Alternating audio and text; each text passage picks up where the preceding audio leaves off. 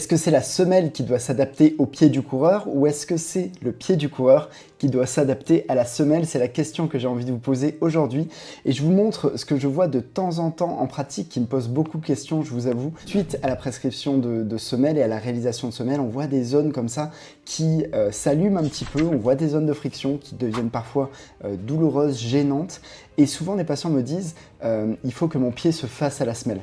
Et j'ai beaucoup de réserves par rapport à ça parce que pour moi, il y a différents types de semelles, mais dans les semelles de décharge qui sont à visée antalgique pour réduire la pression, la charge sur une zone du pied, on doit, en réponse à la pose de semelle, avoir une réduction de la douleur très rapide, quasiment instantanée. Ça serait en tout cas l'objectif lorsque l'on pose ce genre de semelle. Et je suis très sceptique quand le patient me dit oui, il faut que je m'adapte à ma semelle, etc.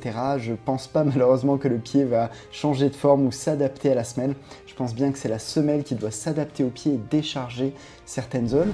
Et donc souvent, j'invite dans ces cas-là le patient à retourner voir son podologue pour simplement ajuster la semelle et pour se diriger vers l'objectif qui est de réduire la douleur sans dommages collatéraux. Dites-moi ce que vous en pensez en commentaire et j'ai hâte d'avoir vos avis.